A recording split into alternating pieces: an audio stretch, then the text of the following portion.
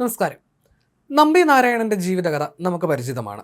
ചാർ കേസിൽപ്പെടുത്തിയ അദ്ദേഹത്തെ കാൽ നൂറ്റാണ്ടിനു ശേഷമാണ് നമ്മുടെ ഭരണ സംവിധാനങ്ങൾ അംഗീകരിച്ചത്. 2020 അദ്ദേഹത്തിന് നഷ്ടപരിഹാരം പോലും നൽകിയത്.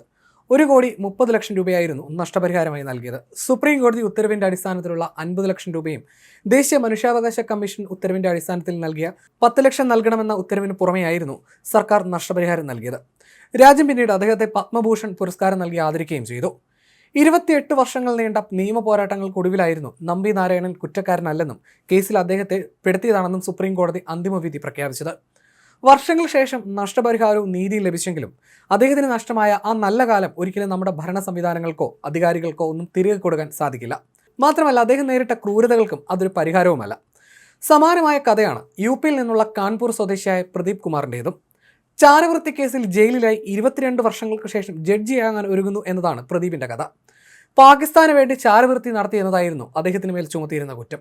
ഒടുവിൽ കോടതി അദ്ദേഹത്തെ കുറ്റവിമുക്തനാക്കിയിരുന്നു. 2002 കാൺപൂർ സ്വദേശിയായ പ്രദീപ് കുമാറിനെ പാകിസ്ഥാന് വേണ്ടി ചാരപ്രവർത്തനം നടത്തിയെന്ന് ആരോപിച്ച് അറസ്റ്റ് ചെയ്യുന്നത്. STFും മിലിറ്ററി ഇന്റലിജൻസും സംയുക്തമായി നടത്തിയ ഓപ്പറേഷനിലാണ് കുമാറിനെ അറസ്റ്റ് ചെയ്തത്. പണത്തിനായി കാൺപൂർ കണ്ടോൺമെന്റിലെ തന്ത്രപ്രധാനമായ വിവരങ്ങൾ പ്രദീപ് കുമാർ പാകിസ്ഥാന് ഫോണിലൂടെ ചോർത്തിക്കൊടുത്തുവെന്നായിരുന്നു അന്വേഷണ റിപ്പോർട്ട്. പണത്തിനു വേണ്ടി ചാരവൃത്തി നടത്തിയെന്നുമായിരുന്നു ഇത്. രാജ്യദ്രോഹം, ക്രിമിനൽ ഗൂഢാലോചന, ഔദ്യോഗിക രഹസ്യ നിയമത്തിലെ വിവിധ വകുപ്പുകൾ എന്നിവയാണ് പ്രദീപ് കുമാറിനെതിരെ ചുമത്തിയത്. 2014 കാൺപൂർ കോടതി കുമാറിനെ വെറുതെ വിടാൻ ഉത്തരവിടുന്നത്. 2002 ജയിലിലാകുന്ന സമയത്ത് കുമാറിന് 24 വയസ്സായിരുന്നു. അന്ന് അദ്ദേഹം നിയമബിരുദധാരി കൂടിയായിരുന്നു. ജയിൽ മോചിതനായി 2 പതിറ്റാണ്ടുകൾക്ക് ശേഷം ഇപ്പോൾ 46 വയസ്സിലാണ് പ്രദീപ് കുമാർ ജഡ്ജിയാകാൻ ഒരുങ്ങുന്നതും. 2 തവണ വിചാരണയും ജയിൽവാസവും അദ്ദേഹത്തിന് അനുഭവിക്കേണ്ടി വന്നു. അറസ്റ്റ് ചെയ്യുന്ന ഘട്ടത്തിൽ പ്രദീപിന് ജോലിയില്ലാത്ത അവസ്ഥയായിരുന്നു. ഫോട്ടോസ്റ്റാറ്റ് ഷോപ്പ് നടത്തുന്ന ഫൈസാൻ ഇല്ലാഹി എന്നയാളുമായി പ്രദീപ് ബന്ധപ്പെട്ടിരുന്നു. സൈനിക വിവരങ്ങൾ നൽകിയാൽ പണം നൽകും, ഫോണിൽ ഈ വിവരങ്ങൾ നൽകണം എന്നായിരുന്നു ഇയാളോട് ആവശ്യപ്പെട്ടത്.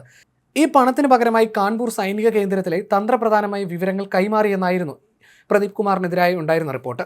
2002 ഈ കേസിൽ നിന്നും പിന്നീട് 12 വർഷങ്ങൾക്ക് ശേഷം 2014 കാൺപൂർ കോടതി ഇയാളെ കുറ്റവിമുക്തനാക്കുന്നത്. ചാരക്കേസിൽ തെളിവില്ല, കുറ്റം തെളിയിക്കാൻ പ്രോസിക്യൂഷന് കഴിഞ്ഞിട്ടില്ല എന്നായിരുന്നു കോടതി വിധിച്ചത്. 2 വർഷത്തിന് ശേഷം 2016 UP ഹയർ ജുഡീഷ്യൽ സർവീസ് പരീക്ഷ പ്രദീപ് എഴുതി. മെറിറ്റ് ലിസ്റ്റിൽ 27ാം സ്ഥാനവും ലഭിച്ചു.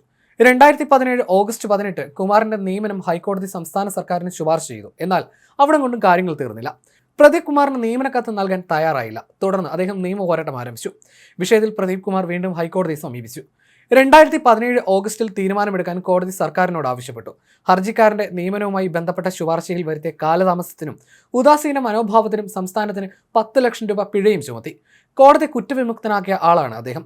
നിരപരാധിയായ ഒരു പൗരനെ വീണ്ടും ശിക്ഷിക്കുക നീതിയല്ല, അത് നിയമവാഴ്ചയ്ക്കെതിരെ കൂടിയാണെന്നും കോടതി നിരീക്ഷിച്ചിരുന്നു. 2019 കുമാറിന് നിയമനം നൽകാൻ സർക്കാർ വിസമ്മതിച്ചുകൊണ്ട് ഉത്തരവിറക്കി. സർക്കാരിന്റെ ഉത്തരവ് റദ്ദാക്കാനും UP ഹയർ ജുഡീഷ്യൽ സർവീസിൽ അഡീഷണൽ ജില്ലാ ജഡ്ജിയായി നിയമനം നടത്താനും ആവശ്യപ്പെട്ട് പ്രദീപ് കുമാർ അലഹബാദ് ഹൈക്കോടതിയിൽ വീണ്ടും പുതിയ ഹർജി സമർപ്പിച്ചു.